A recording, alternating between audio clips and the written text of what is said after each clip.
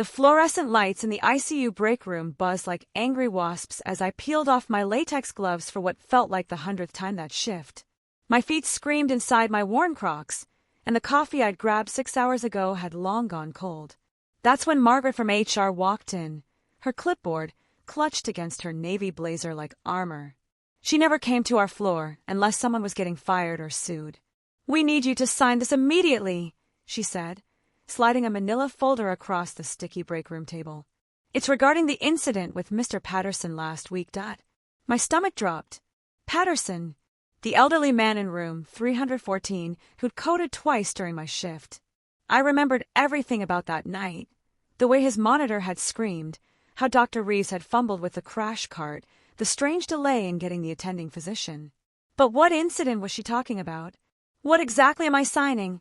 I asked, my voice hoarse from 12 hours of controlled chaos. "Standard non-disclosure agreement. Hospital policy for any situation involving potential legal complications." Margaret's pen clicked impatiently. "We need this process before your shift ends." The folder felt heavier than it should have as I opened it. The NDA was thick, full of legal jargon about confidentiality, penalties, and professional conduct. My eyes burned as I tried to focus on the words, but exhaustion made everything blur together. Phrases jumped out: confidential information, legal action, immediate termination. I don't understand. What happened with Mr. Patterson that requires? Just sign it, honey. You know how these families can be, always looking for someone to blame when things don't go their way. But Patterson's family had seemed grateful when I'd explained his condition to them. His daughter had even brought cookies for the nursing staff.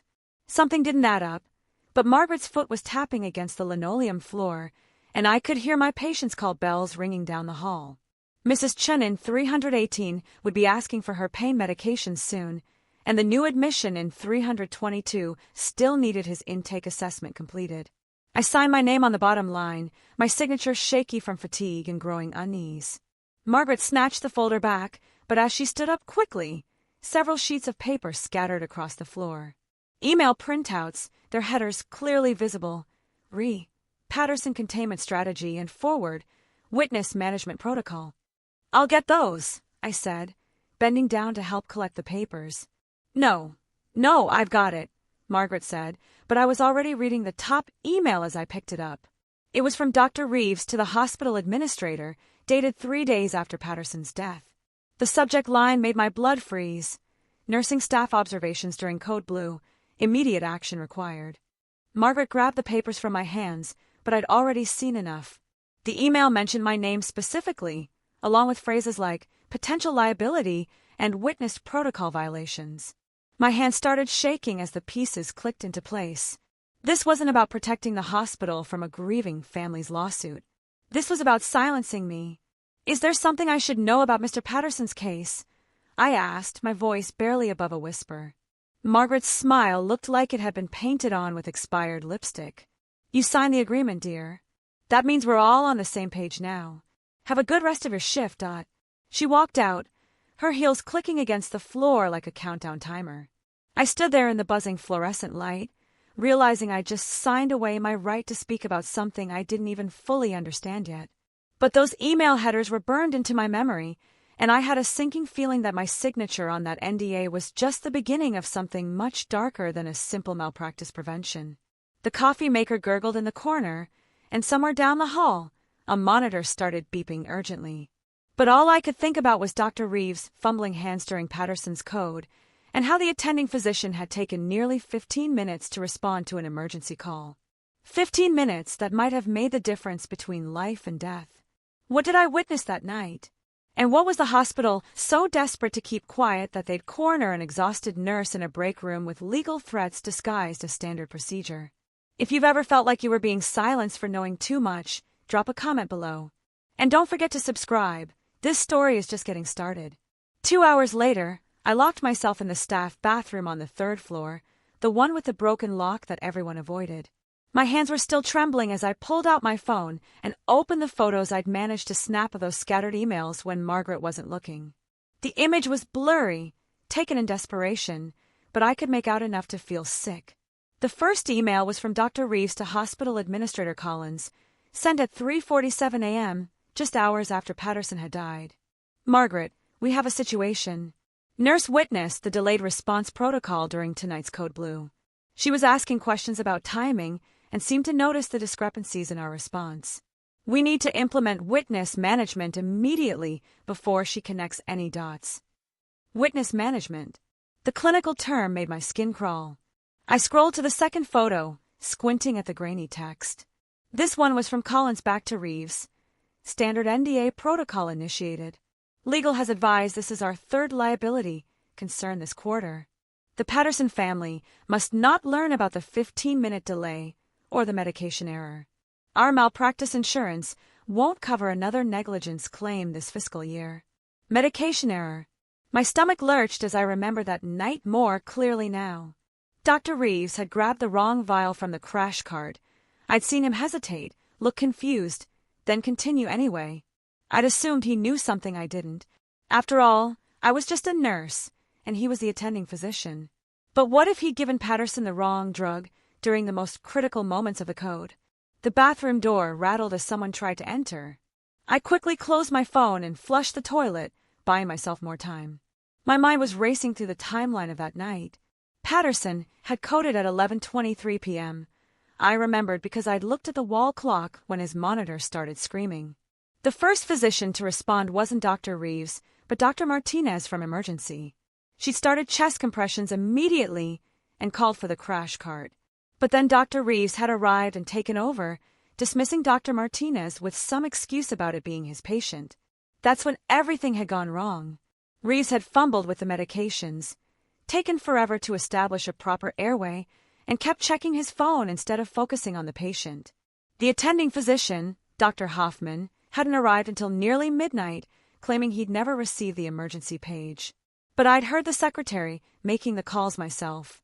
Another rattle on the door, more insistent this time. "Just a minute," I called out, my voice cracking. I needed to think this through.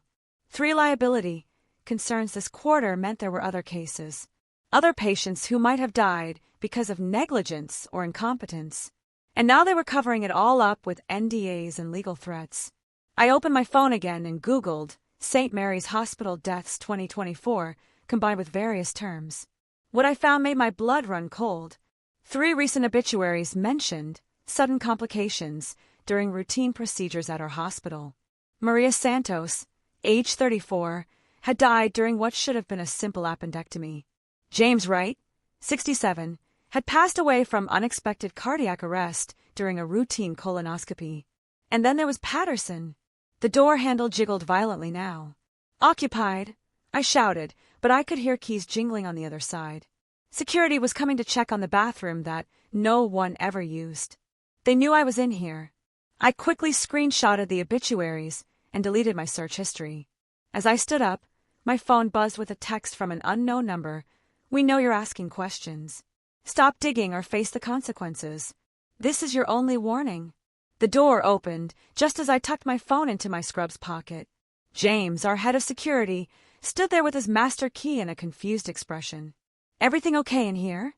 Someone reported the door was locked for a long time. "Just needed a quiet moment," I said, pushing past him. "Long shift, you know how it is. But as I walked back toward the ICU, my phone buzzed again. This time it was a photo message from the same unknown number. A picture of my car in the hospital parking lot, with a close-up of my license plate. The message underneath read, "We're always watching. Remember your NDA." My hands were shaking so badly I could barely hold my phone. They weren't just covering up medical negligence. They were actively threatening anyone who might expose them. And I just signed a legal document that gave them the power to destroy my nursing license and career if I spoke up. But those 3 dead patients deserved better than this. Their families deserve the truth. The question was, how many more people would die while I stayed silent, and did I have the courage to risk everything to stop it? The next morning, I cornered my supervisor Linda in the medication room during shift change. She was counting narcotics, her reading glasses perched on the tip of her nose, when I slid the door shut behind me and flipped the lock. The small room smelled like disinfectant and my fear. "We need to talk about Patterson," I said, keeping my voice low. Linda's hands froze over the pill bottles. She didn't look up, but I saw her shoulders tense beneath her faded scrubs. 23 years she'd been working these floors, and she'd never looked as tired as she did in that moment. You signed the NDA. That means there's nothing to discuss. Linda, people died. I saw the emails. This isn't just about Patterson. There are others. Maria Santos, James Wright. How many more? She finally looked at me, and what I saw in her eyes wasn't surprise. It was resignation. She already knew. She'd known all along. You think you're the first nurse to notice things don't add up around here. Linda's voice was barely a whisper.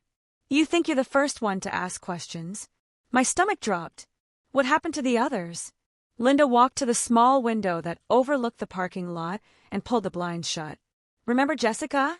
The night shift nurse who used to work the cardiac unit? I nodded. Jessica had been one of the best nurses on staff, meticulous and caring. She transferred to another hospital last spring, supposedly for a better position. She witnessed Dr. Reeves make a medication error during a heart attack patient's treatment. Patient died within hours.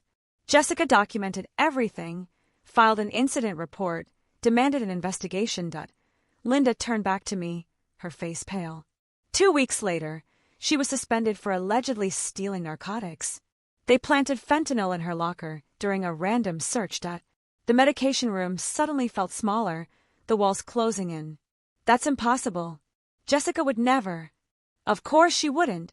But try proving that when hospital security has video footage of you accessing the narcotic cabinet at unusual hours, and the pharmacy records show discrepancies that perfectly match your shift scheduled.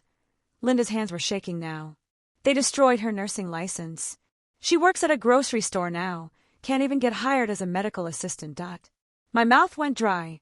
They framed her. They protect their investments. Dr. Reeves brings in millions through his cardiac surgery program. The hospital can't afford to lose him over a few unfortunate outcomes. Linda started counting pills again, her movements mechanical. You know what your problem is?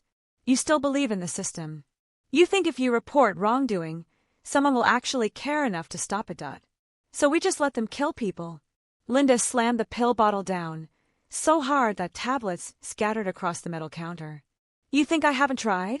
You think I haven't lost sleep over every patient who died because of their negligence? I reported Dr. Reeves 6 times over the past 2 years. 6 times. Each report disappeared into administration, and each time, my work life got a little more difficult. Suddenly my schedule got worse. My performance reviews became more critical, my access to certain systems got restricted. She walked over to me, close enough that I could smell the coffee on her breath and see the dark circles under her eyes. They don't fire you outright. That would be too obvious. Instead, they make your life miserable until you quit on your own. No severance pay, no positive references, no nothing. But the families deserve to know. The families get substantial settlement checks and sign NDAs, just like yours. Money talks louder than justice, especially when people are grieving and facing medical bills they can't afford. Linda unlocked the door and started to leave, then paused. You want some advice? Transfer to another unit. Forget what you saw. Forget what you know. Because if you keep pushing this, you won't just lose your job. You'll lose everything. As she reached for the door handle, I grabbed her arm. What if we all spoke up together? What if every nurse who's witnessed something came forward at once? Linda's laugh was bitter and hollow. Honey, half the staff knows what's going on. The other half suspects. But do you know what happens when nurses try to organize against a hospital administration? They bring in strikebreakers, replace entire departments, and blacklist anyone who participated. You'll never work in healthcare again, anywhere. She pulled free from my grip and opened the door. The sounds of the morning shift flooded in, monitors beeping, phones ringing, the controlled chaos of a hospital coming to life. Normal sounds that now felt sinister. Think about your student loans, Linda said over her shoulder. Think about your rent, your car payment, your future. Is exposing a few bad doctors worth throwing your entire life away? The door closed behind her, leaving me alone with scattered pills and the crushing weight of moral compromise. Outside, I could hear the morning report beginning, nurses discussing patient conditions and care plans as if everything was normal. As if people weren't dying preventable deaths, just rooms away. My phone buzzed. Another text from the unknown number, Good conversation with Linda. Glad to see you're finally understanding how things work around here. Keep it up. They were listening. They were always listening. And the web of silence was so much bigger than I'd ever imagined. The worst part, Linda was right about everything, and we both knew it. But does that make staying silent any less of a betrayal to every patient who trusts us with their lives? 3 days passed in a haze of paranoia and sleepless nights. Every footstep in the hallway made me jump. Every unexpected phone call sent my heart racing. But it was during Thursday night's shift that everything came crashing down in the most horrifying way possible. I was checking on Mrs. Rodriguez in room 315 when I heard the familiar sound of a code blue alarm echoing from down the hall. Room 322, Mr. Thompson, the sweet elderly man who'd been admitted for routine gallbladder surgery. I ran toward the sound, my feet pounding against the linoleum, but froze in the doorway when I saw Dr. Reeves already there, fumbling with the crash cart exactly like he had with Patterson. "Get the attending!" I shouted to the other nurse, but Dr. Reeves waved her off. "I've got this under control." No need to wake Dr. Hoffman for a simple arrhythmia. But this wasn't simple arrhythmia. Thompson's monitor showed ventricular fibrillation, a lethal heart rhythm that required immediate defibrillation. Every second counted, and Reeves was wasting precious time arguing about protocol instead of grabbing the defibrillator paddles. "Doctor, he needs to be shocked now." I moved toward the crash cart, but Reeves blocked my path. "I'm the physician here. Stand back and let me work. I watched in horror as Reeves grabbed the wrong medication again, the same mistake I'd seen him make with Patterson. But this time, I wasn't going to stay silent. This time, I was going to save a life. "That's the wrong drug," I shouted, lunging for the crash cart. "You're giving him potassium instead of epinephrine." Reeves' face went white as he looked at the vial in his hands, but instead of switching medications, he shoved me away from the cart, so hard I stumbled backward into the wall. "Security!" he yelled. "This nurse is interfering with patient care." Within seconds, James appeared in the doorway along with 2 other security guards. But I couldn't let them stop me. Thompson's heart monitor was showing a flat line now, and every moment Reeves delayed proper treatment was another step closer to death. "Check his medication vial," I screamed as they grabbed my arms. "He's giving potassium to a cardiac arrest patient. It will kill him." That's when I saw Margaret standing in the hallway, her phone pressed to her ear. She was already calling legal, already preparing damage control for another unfortunate outcome. The system was working exactly as designed. Protect the doctor, silence the witness, blame the complications on the patient's underlying condition. "Let me go!" I fought against the security guards, but they were dragging me away from Thompson's room. "Someone check that medication. Please." Dr. Martinez appeared at the end of the hallway, still in her street clothes but running toward the code. She must have heard the alarm from the parking lot and rushed back inside. As she reached Thompson's room, I saw her grab the medication vial from Reeves' hands and examine it. "What the hell is this?" Martinez's voice carried down the hallway. "You're giving him concentrated potassium? During VFib? Are you trying to kill him?" The security guard stopped dragging me as Martinez took over the code. I watched her push Reeves aside, grab the correct medications, and start proper resuscitation protocols. Within minutes, Thompson's heart rhythm returned to normal. She had saved his life, but barely. "Release her," Martinez called out to security, her voice sharp with authority.